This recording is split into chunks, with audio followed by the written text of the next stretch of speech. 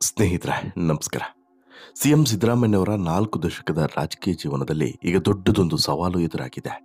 CM ಸಿದ್ದರಾಮಯ್ಯನವರು ಯಾವತ್ತೂ ಕೂಡ ಯೋಚನೆ ಮಾಡದಂತಹ ಅಥವಾ ಯಾವತ್ತೂ ಕೂಡ ಕಲ್ಪನೆಯನ್ನು ಕೂಡ ಮಾಡಿಕೊಳ್ಳದಂತಹ ಒಂದು ಘಟನೆ ಈಗ ನಡೆದಿದೆ. ಮುಖ್ಯಮಂತ್ರಿ ಸಿದ್ದರಾಮಯ್ಯನವರು ಮೂಡಾ ಅನ್ನುವಂತಹ ವ್ಯೂಹದಲ್ಲಿ ಸಿಲುಕಿಕೊಂಡಿದ್ದಾರೆ. ಮೂಡಾ ಪ್ರಾಸಿಕ್ಯೂಷನ್ ಸಂಬಂಧ ಎರಡೆರಡು ಕಾನೂನು ಹೋರಾಟದಲ್ಲಿ ಮುಖ್ಯಮಂತ್ರಿ ಸಿದ್ದರಾಮಯ್ಯನವರಿಗೆ ಹಿನ್ನಡೆಯಾಗಿದೆ. ಸಿದ್ದರಾಮಯ್ಯ ಪದತ್ಯಾಗದ ಕುರಿತು ಈಗ ದೊಡ್ಡ ಮಟ್ಟದಲ್ಲಿ ಚರ್ಚೆ ಆಗ್ತಿದೆ. ಒಬ್ಬ ಸಿಟ್ಟಿಂಗ್ ಸಿಎಂ ಮೇಲೆ ಎಫ್ಐಆರ್ ದಾಖಲಾಗಿದೆ. ಲೋಕಾಯುಕ್ತದಲ್ಲಿ ಎಫ್ಐಆರ್ ಆಗಿರುವಾಗ ಆತ ಅಧಿಕಾರದಲ್ಲಿ ಮುಂದುವರಿಯೋದಕ್ಕೆ ಎಷ್ಟು ಯೋಗ್ಯ ಅನ್ನುವಂತಹ ಚರ್ಚೆಯನ್ನ ಎಲ್ಲರೂ ಕೂಡ ಮುಂದಿಡ್ತಾ ಇದ್ದಾರೆ. ಅದರಲ್ಲೂ ಕೂಡ JDS ಮತ್ತು BJP ನಾಯಕರಂತೂ ಸಿದ್ದರಾಮಯ್ಯನವರು ರಾಜೀನಾಮೆಯನ್ನು ಕೊಡಬೇಕು, ಒಂದು ಹುದ್ದೆಯಲ್ಲಿರುವಂಥ ಸಂದರ್ಭದಲ್ಲಿ, ಅದರಲ್ಲೂ ಕೂಡ ಜವಾಬ್ದಾರಿಯುತ ಮತ್ತು ರಾಜ್ಯದ ನಂಬರ್ 1 ಪೊಸಿಷನ್ CM ಸ್ಥಾನದಲ್ಲಿ ಇರುವಂಥ ಸಂದರ್ಭದಲ್ಲಿ ಅವರ ವಿರುದ್ಧ ತನಿಖೆ ನಡೆದರೆ ಅದು ಎಷ್ಟು ಪಾಸಿಟಿವ್ ಆಗಿ ಮತ್ತು ಎಷ್ಟು ಸಕಾರಾತ್ಮಕವಾಗಿ ತನಿಖೆ ನಡೀಬಹುದು, ಜೊತೆಗೆ ಅಲ್ಲಿ ಎಷ್ಟೆಲ್ಲ ಪಾರದರ್ಶಕವಾಗಿ ತನಿಖೆ ಮಾಡೋದಕ್ಕೆ ಅಧಿಕಾರಿಗಳಿಗೆ ಆಗ್ತದೆ, ಈ ರೀತಿ ಹಲವಾರು ಪ್ರಶ್ನೆಗಳನ್ನು ಎತ್ತಿ ಸಿದ್ದರಾಮಯ್ಯನವರು ನಾಚಿಕೆ ಮಾನ ಮರ್ಯಾದೆ ಏನಾದರೂ ಇದ್ದರೆ ರಾಜೀನಾಮೆಯನ್ನು ಕೊಡಬೇಕು ಅನ್ನುವಂತಹ ನಿಟ್ಟಿನಲ್ಲಿ BJPಯ ನಾಯಕರು JDSನ ನಾಯಕರು ಸವಾಲನ್ನು ಎಸೆತಾ ಇದ್ದರೆ, ಕಾಂಗ್ರೆಸ್ನ ನಾಯಕರು ಕಾಂಗ್ರೆಸ್ನ ಹೈಕಮಾಂಡ್ ಕಂಪ್ಲೀಟ್ ಆಗಿ ಸಿದ್ದರಾಮಯ್ಯನವರ ಬೆನ್ನಿಗೆ ನಿಂತಿದೆ. ಇದೇ ಕಾರಣದಿಂದ ಸಿದ್ದರಾಮಯ್ಯ ಯಾವುದೇ ಕಾರಣಕ್ಕೂ ಕೂಡ ರಾಜೀನಾಮೆ ಕೊಡುವಂಥ ಪ್ರಶ್ನೆಯೇ ಇಲ್ಲ, ರಾಜೀನಾಮೆ ಕೊಡೋದೂ ಕೂಡ ಇಲ್ಲ ಅನ್ನುವಂತಹ ಘಂಟಾಘೋಷದ ಘೋಷಣೆಯನ್ನು ಈಗಾಗಲೇ ಮಾಡಿಬಿಟ್ಟಾಗಿದೆ. ಆದರೆ ಈಗ ಒಬ್ಬರು ಜ್ಯೋತಿಷಿ ಒಂದು ಅಚ್ಚರಿಯ ಭವಿಷ್ಯವಾಣಿಯನ್ನು ಹೇಳಿದ್ದಾರೆ. ಸಿದ್ದರಾಮಯ್ಯನವರು ಒಂದು ತಿಂಗಳಿನಲ್ಲಿ, ಅಂದರೆ ಇಂತಹದ್ದೇ ತಿಂಗಳಲ್ಲಿ ಸಿದ್ದರಾಮಯ್ಯನವರು ಪದತ್ಯಾಗವನ್ನು ಮಾಡಬೇಕಾಗ್ತದೆ ಎನ್ನುವಂತಹ ಒಂದು ಜ್ಯೋತಿಷ್ಯವನ್ನು ಅಥವಾ ಭವಿಷ್ಯವಾಣಿಯನ್ನು ನುಡಿದಿದ್ದಾರೆ. ಹಾಗಾದರೆ ಯಾವ ತಿಂಗಳು, ಯಾರದು ಜ್ಯೋತಿಷಿ, ಅದರ ಬಗ್ಗೆ ಮಾಹಿತಿಯನ್ನು ಕೊಡ್ತಾ ಹೋಗ್ತೇನೆ.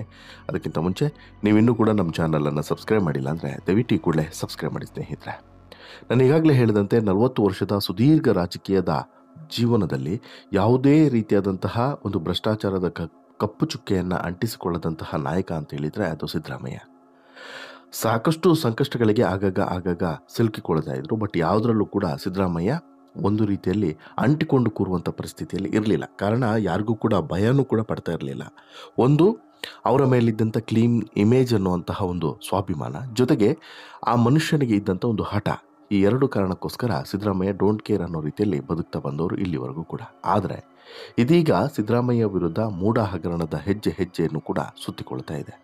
ಕರ್ನಾಟಕ ರಾಜ್ಯ ರಾಜಕಾರಣ ಹಾಗೂ ಪ್ರಮುಖ ರಾಜಕೀಯ ಪಕ್ಷಗಳ ಮುಖಂಡರ ಜಾತಕದ ವಿಶ್ಲೇಷಣೆ ಮಾಡುವಂತಹ ಒಬ್ಬರು ಜ್ಯೋತಿಷಿ ಈಗ ಸಿದ್ದರಾಮಯ್ಯನವರ ಬಗ್ಗೆನೂ ಕೂಡ ಒಂದು ಜ್ಯೋತಿಷ್ಯದ ಕಾಲಜ್ಞಾನದ ಮಾತನ್ನು ಹೇಳಿದ್ದಾರೆ. ರಾಜ್ಯ ಮಟ್ಟದಲ್ಲಿ ಪ್ರಖ್ಯಾತಿ ಪಡೆದಿರುವಂತಹ ಪ್ರಕಾಶ್ ಅಮ್ಮಣ್ಣಯ್ಯ ಅವರು ಸಿದ್ದರಾಮಯ್ಯ ಕುರಿತು ಈಗ ಅವರು ನುಡಿದಿರುವಂಥ ಜ್ಯೋತಿಷ್ಯ ಅಥವಾ ಭವಿಷ್ಯವಾಣಿ ಭಾರಿ ಸಂಚಲನಕ್ಕೆ ಕಾರಣ ಆಗಿದೆ. ಕಾರಣ ಏನು ಅಂತ ಹೇಳಿದ್ರೆ, ಸಿದ್ದರಾಮಯ್ಯನವರು ಪದತ್ಯಾಗವನ್ನು ಮಾಡಬೇಕು ಅನ್ನೋದು ಒತ್ತಾಯ ದೊಡ್ಡ ಮಟ್ಟದಲ್ಲಿ ಕೇಳಿ ಬರ್ತಾ ಇದೆ. ಜೊತೆಗೆ CM ಸಿದ್ದರಾಮಯ್ಯನವರು ನಾನು ಯಾವುದೇ ಕಾರಣಕ್ಕೂ ಕೂಡ ರಾಜೀನಾಮೆ ಕೊಡುವಂಥ ಪ್ರಶ್ನೆಯೇ ಇಲ್ಲ, ಹೈಕಮಾಂಡ್ ನನ್ನ ಬೆನ್ನಿಗಿದೆ, ರಾಜ್ಯದ ನಾಯಕರೆಲ್ಲರೂ ಕೂಡ ನನ್ನ ಜೊತೆಗೆ ಇದ್ದಾರೆ, ಹಾಗಾಗಿ ನಾನು ರಾಜೀನಾಮೆ ಕೊಡುವಂಥ ಪ್ರಶ್ನೆ ಇಲ್ಲ, ಆಮೇಲೆ ನಾನು ಭ್ರಷ್ಟಾಚಾರವನ್ನು ಮಾಡಿಲ್ಲ, ಇದು ರಾಜಕೀಯ ಷಡ್ಯಂತ್ರ, ಹಾಗಾಗಿ ನಾನಿಲ್ಲಿ ರಾಜೀನಾಮೆ ಕೊಡುವಂಥ ಪ್ರಶ್ನೆ ಇಲ್ಲ ಅಂತೇಳಿ ಒತ್ತಿ ಹೇಳ್ತಾ ಇದ್ದಾರೆ. ಬಟ್ ಮುಖ್ಯಮಂತ್ರಿ ಸಿದ್ದರಾಮಯ್ಯ ಅವರಿಗೆ ಈಗಾಗಲೇ ರಾಜೀನಾಮೆ ನೀಡಬೇಕು ಅಂತ ಹೇಳ್ಬಿಟ್ಟು ಸಾಕಷ್ಟು ಒತ್ತಡಗಳು ಕೇಳಿ ಬರ್ತಾ ಇದೆ. ಇದೇ ಸಂದರ್ಭದಲ್ಲಿ ಖ್ಯಾತ ಜ್ಯೋತಿಷಿಗಳಾಗಿರುವಂತಹ ಪ್ರಕಾಶ್ ಅಮ್ಮಣ್ಣಯ್ಯ ಅವರು ಮುಖ್ಯಮಂತ್ರಿ ಸ್ಥಾನಕ್ಕೆ ಸಿದ್ದರಾಮಯ್ಯ ಅವರು ಯಾವಾಗ ರಾಜೀನಾಮೆಯನ್ನು ಕೊಡ್ತಾರೆ ಅನ್ನುವಂಥ ದಿನಾಂಕ ಮತ್ತು ತಿಂಗಳನ್ನು ಸಹ ತಿಳಿಸಿದ್ದಾರೆ. ಈ ಎಲ್ಲ ಬೆಳವಣಿಗೆಗಳಿಗೆ ಜಾತಕಗಳಲ್ಲಿನ ಗ್ರಹಗತಿಗಳ ಸ್ಥಿತಿಗತಿ ಹೇಗೆ ಕಾರಣ ಅನ್ನೋದನ್ನು ಕೂಡ ಪಿನ್ ಟು ಪಿನ್ ಮಾಹಿತಿಯನ್ನು ಕೊಟ್ಟಿದ್ದಾರೆ.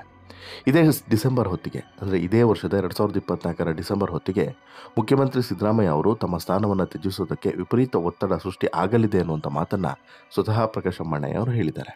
ಆದರೆ ಹಲವರಿಗೆ ಪ್ರಶ್ನೆಗಳಿದ್ದಾವೆ.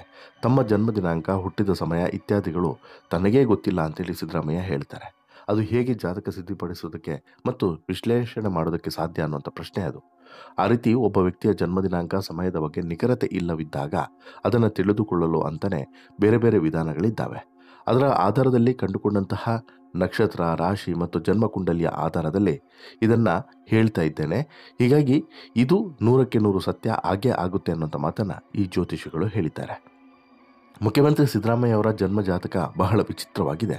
ಸಿದ್ದರಾಮಯ್ಯ ಅವರ ಜಾತಕದಲ್ಲಿನ ಯೋಗಗಳನ್ನು ಮತ್ತು ಅವರು ತಮ್ಮದೇ ಸ್ವಭಾವದ ಕಾರಣಗಳಿಂದಾಗಿ ಬಹಳ ಕಳೆದುಕೊಂಡಿರೋದು ಸಹ ಇದೆ. ಅದೇ ವೇಳೆ ಈ ಹಠಮಾರಿ ಧೋರಣೆಯಿಂದ ಆ ಯೋಗವನ್ನು ಅನುಭವಿಸೋದಕ್ಕೆ ಶತಪ್ರಯತ್ನವನ್ನು ಪಟ್ಟರೂ ಕೂಡ ಅವಮಾನಗಳನ್ನು ಅನುಭವಿಸಿರುವುದು ಕೂಡ ಇದೆ.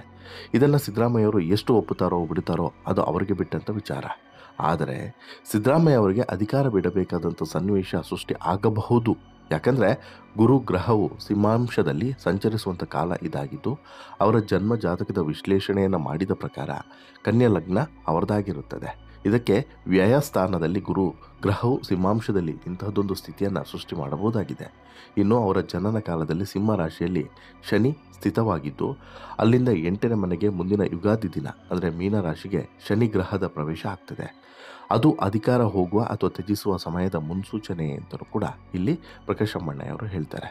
ಜ್ಯೋತಿಷ್ಯದ ಪ್ರಕಾರವಾಗಿ ಇರುವಂಥ ಯೋಗಗಳು ಯಾವುದೋ ಒಬ್ಬ ವ್ಯಕ್ತಿಯ ಕಾರಣಕ್ಕೆ ತಲೆಯನ್ನು ಕಾಯಬಹುದು ಮತ್ತು ಯಾರದೋ ಪುಣ್ಯದ ಫಲಕ್ಕೋ ಅಥವಾ ದೇವತಾ ಅನುಗ್ರಹದಿಂದ ಆ ಪಕ್ಷದ ನಾಯಕನ ಸ್ಥಾನವನ್ನು ಅಥವಾ ಮುಖ್ಯಮಂತ್ರಿ ಸಿಂಹಾಸನವನ್ನು ಗಟ್ಟಿಯಾಗಿ ಮಾಡಿರ್ಬೋದು. ಆದರೆ ಒಂದಂತೂ ಸತ್ಯ, ಜ್ಯೋತಿಷ್ಯವು ಸನ್ನಿವೇಶ ಸೂಚನೆಗಳನ್ನು ಖಂಡಿತವಾಗ್ಲೂ ಸೃಷ್ಟಿಸುತ್ತೆ ಅನ್ನೋದು ಪ್ರಕಾಶ್ ಅಮ್ಮಣ್ಣಯವರ ಮಾತು. ಆದರೆ ಸಿಎಂ ಸಿದ್ದರಾಮಯ್ಯ ಯಾವುದೇ ಕಾರಣಕ್ಕೂ ಕೂಡ ಇದನ್ನು ಒಪ್ಪಲಿಕ್ಕಿಲ್ಲ ಅನ್ನೋದು ಮಾತ್ರ ಖಡಾಖಂಡಿತ. ಯಾಕಂತ ಹೇಳಿದ್ರೆ ಸಿದ್ದರಾಮಯ್ಯ ಇದನ್ನೆಲ್ಲ ನಂಬುವಂಥ ವ್ಯಕ್ತಿ ಅಲ್ಲ, ಅವರು ಆಸ್ತಿಕ. ಆದರೆ ಇಂತಹ ಮೂಢನಂಬಿಕೆಗಳನ್ನು ಅಥವಾ ಇಂಥ ಜ್ಯೋತಿಷ್ಯ ಶಾಸ್ತ್ರಗಳನ್ನು ಅಥವಾ ಈ ರೀತಿ ಯಾರಾದರೂ ಪ್ರಿಡಿಕ್ಷನ್ ಮಾಡ್ತಾರೆ ಅಂದರೆ ಅದನ್ನು ಸೈಡಿಗೆ ಎಸೆದು ಹೋಗುವಂಥ ಆ್ಯಟಿಟ್ಯೂಡ್ ಇರುವಂಥ ಮನುಷ್ಯ. ಆ ರೀತಿ ಯಾರಾದರೂ ಹೇಳಿದ್ರು ಕೂಡ ಐ ಡೋಂಟ್ ಕೇರ್ ಅಂತ ಹೇಳ್ಬಿಟ್ಟು ನೇರವಾಗಿ ಅವರ ಮುಖಕ್ಕೆ ಉಗಿದಂಗೆ ಮಾತಾಡುವಂತಹ ಮನುಷ್ಯ ಸಿದ್ದರಾಮಯ್ಯ. ಅದೇ ಕಾರಣಕ್ಕೆ ಸಿದ್ದರಾಮಯ್ಯ ಹಲವರಿಗೆ ಇಷ್ಟ ಆಗ್ತಾರೆ, ಹಲವರಿಗೆ ಇಷ್ಟ ಆಗೋದಿಲ್ಲ. ಸಿದ್ದರಾಮಯ್ಯರವರು ಇದನ್ನೆಲ್ಲವನ್ನು ಕೂಡ ಮೂಢನಂಬಿಕೆ ಅನ್ನುವಂಥ ಅರ್ಥದಲ್ಲಿ ಭಾವಿಸ್ತಾರೆ. ಯಾವುದನ್ನು, ಈ ಜ್ಯೋತಿಷ್ಯವನ್ನು ಅಥವಾ ಈ ಜ್ಯೋತಿಷ್ಯ ಶಾಸ್ತ್ರದಲ್ಲಿ ಈ ರೀತಿಯಾದಂಥ ಹೇಳಿಕೆಗಳನ್ನು ಕೊಡುವಂಥದ್ದನ್ನು, ಇದನ್ನೆಲ್ಲನೂ ಕೂಡ ಮೂಢನಂಬಿಕೆ ಅಂತೇಳಿ ಭಾವಿಸ್ತಾರೆ. ಹಾಗಾಗಿ ಇದನ್ನು ಸಿದ್ದರಾಮಯ್ಯ ಯಾವುದೇ ಕಾರಣಕ್ಕೂ ಕೂಡ ಒಪ್ಪೋದಿಲ್ಲ ಅನ್ನೋದು ಮಾತ್ರ ಖಡಾಖಂಡಿತ. ಆದರೆ ಪ್ರಕಾಶ್ ಅಮ್ಮಣ್ಣಯ್ಯನವರು ಒತ್ತಿ ಹೇಳಿದ್ದಾರೆ, ಸಿದ್ದರಾಮಯ್ಯನವರು ನಂಬ್ತಾರೋ ಬಿಡ್ತಾರೋ ಗೊತ್ತಿಲ್ಲ, ಆದರೆ ಅವರ ಗ್ರಹಗತಿಗಳನ್ನು ನೋಡಿದಾಗ, ಅವರ ಜನ್ಮ ಜಾತಕವನ್ನು ಒಂದು ಪರಿಶೀಲನೆ ಮಾಡಿದಾಗ ಇಂಥದ್ದೊಂದು ಸಂಕಷ್ಟ ಅವರಿಗೆ ಎದುರಾಗೋದು ಖಚಿತ. ಡಿಸೆಂಬರ್ ಹೊತ್ತಿಗೆ ಸಿಎಂ ಸಿದ್ದರಾಮಯ್ಯನವರು ಸಿಎಂ ಸ್ಥಾನವನ್ನು ಬಿಟ್ಕೊಡ್ಬೇಕಾಗ್ತದೆ, ಮಾಜಿ ಸಿಎಂ ಅನ್ನುವಂಥ ಹೆಸರು ಬರ್ತದೆ ಅನ್ನುವಂಥದ್ದನ್ನು ಇಲ್ಲಿ ಸ್ಪಷ್ಟವಾಗಿ ಹೇಳ್ತಾರೆ. ಅಲ್ಲಿಗೆ ಈ ಮೂಢ ಹಗರಣದ ಈ ಆರೋಪ ಪ್ರತ್ಯಾರೋಪ ಮತ್ತೊಂದು ಇನ್ನೊಂದು ಎಲ್ಲವೂ ಕೂಡ ಇದೆಯಲ್ಲ, ಇದು ಬಹುಶಃ ಇನ್ನೂ ಕೂಡ 2-3 ತಿಂಗಳುಗಳ ಕಾಲ ಎಳೆಯುವಂಥದ್ದು ಸ್ಪಷ್ಟ ಅನ್ನೋದು ಇಲ್ಲಿ ಗೊತ್ತಾಗ್ತಿದೆ. ಅಂದರೆ ಇನ್ನೂ 2 ತಿಂಗಳುಗಳ ಕಾಲ, ಅಂದರೆ ಒಂದು ಲೋಕಾಯುಕ್ತ ತನಿಖೆ ಆಗಬೇಕು. ಲೋಕಾಯುಕ್ತ ತನಿಖೆ ಆಗೋದ್ರ ಒಳಗಡೆ CBI ಪ್ರವೇಶದ ಬಗ್ಗೆಯೂ ಕೂಡ ಚಿಂತನೆ ಆಗ್ತಾಯಿದೆ. CBIಯನ್ನು ಅಷ್ಟು ಈಸಿಯಾಗಿ ಒಳಗಡೆ ಬರೋದಕ್ಕೆ ರಾಜ್ಯ ಸರ್ಕಾರ ಈ ಬಾರಿ ಬಿಡೋದಿಲ್ಲ ಅನ್ನೋದು ಸ್ಪಷ್ಟ. ಸೊ ದಟ್ ಈಗೇನು ಮಾಡ್ತಾರೆ, ಸುಪ್ರೀಂ ಕೋರ್ಟಿಗೆ ಹೋಗ್ತಾರೆ. ಸುಪ್ರೀಂ ಕೋರ್ಟ್ ಮೂಲಕನೇ CBIಯನ್ನು ರಾಜ್ಯಕ್ಕೆ ಕರ್ಕೊಂಬರ್ತಾರೆ. ಆ ಮೂಲಕ ವಿಚಾರಣೆಯನ್ನು ನಡೆಸುವಂಥ ಸಾಧ್ಯತೆ ಇದೆ. ಹಾಗೇನಾದರೂ ಆಯಿತು ಅಂತ ಹೇಳಿದ್ರೆ ಮತ್ತೆ 1 ತಿಂಗಳು ಮುಂದೆ ಹೋದರೂ ಕೂಡ ಅಚ್ಚರಿ ಇಲ್ಲ. ಬಟ್ 2024 ಡಿಸೆಂಬರ್ವರೆಗೂ ಕೂಡ ಸಿದ್ದರಾಮಯ್ಯನವರಿಗೆ ಸಂಕಷ್ಟ ತಪ್ಪಿದ್ದಲ್ಲ. 2024 ಡಿಸೆಂಬರ್ಗೆ ಒಂದು ವೇಳೆ ಸಿಎಂ ಸಿದ್ದರಾಮಯ್ಯನವರು ರಾಜೀನಾಮೆಯನ್ನು ಕೊಟ್ಟರೆ ಆಗ ಮುಂದಿನ ಸಿಎಂ ಯಾರು ಅನ್ನುವಂಥ ಪ್ರಶ್ನೆ ಬರ್ತದೆ. ಅಲ್ಲಿವರೆಗೂ ಕೂಡ ಸಿಎಂ ಸಿದ್ದರಾಮಯ್ಯನವರ ಕುರ್ಚಿ ಸೇಫ್ ಅನ್ನೋದರಲ್ಲಿ ಡೌಟೇ ಇಲ್ಲ. ಬಟ್ ಕೊನೆ ಕ್ಷಣದಲ್ಲಿ ಏನು ಬೇಕಾದರೂ ಬದಲಾವಣೆ ಕೂಡ ಆಗಬಹುದು, ಅದರಲ್ಲೂ ಕೂಡ ಅನುಮಾನ ಇಲ್ಲ. ಒಟ್ಟಾರೆ ನಿಮಗೇನು ಅನಿಸುತ್ತೆ ಸ್ನೇಹಿತರೆ, ಸಿಎಂ ಸಿದ್ದರಾಮಯ್ಯನವರ ಕುರ್ಚಿಯ ಬಗ್ಗೆ ಮತ್ತು ಪ್ರಕಾಶ್ ಅಮ್ಮಣ್ಣಯವರ ಭವಿಷ್ಯವಾಣಿಯ ಬಗ್ಗೆ ನಿಮ್ಮ ಅಭಿಪ್ರಾಯ ಏನು? ಸಿಎಂ ಸಿದ್ದರಾಮಯ್ಯನವರು ಇವರ ಹೇಳಿದ ಪ್ರಕಾರ ಡಿಸೆಂಬರ್ಗೆ ರಾಜೀನಾಮೆಯನ್ನು ಕೊಡುವಂಥ ಪರಿಸ್ಥಿತಿ ಬರಬಹುದಾ, ಅಥವಾ ಇದು ಒಂದು ಜಸ್ಟ್ ಅವರ ಪ್ರೆಡಿಕ್ಷನ್ ಅಷ್ಟೇ, ಇದನ್ನು ನಂಬಬೇಕಾಗಿಲ್ಲ ಅಂತೇಳಿ ನಿಮ್ಗೆ ಅನಿಸುತ್ತಾ? ದಯವಿಟ್ಟು ನಿಮ್ಮ ಅಭಿಪ್ರಾಯವನ್ನು ಕಮೆಂಟ್ ಮಾಡಿ ತಿಳಿಸಿ. ಜೊತೆಗೆ ಈ ಸ್ಟೋರಿ ಇಷ್ಟ ಆಯಿತು ಅಂತ ಹೇಳಿದ್ರೆ ಲೈಕ್ ಮಾಡಿ, ಶೇರ್ ಮಾಡಿ, ಚಾನಲ್ಗೆ ಸಬ್ಸ್ಕ್ರೈಬ್ ಆಗೋದನ್ನು ಮರಿಬೇಡಿ. ಧನ್ಯವಾದ.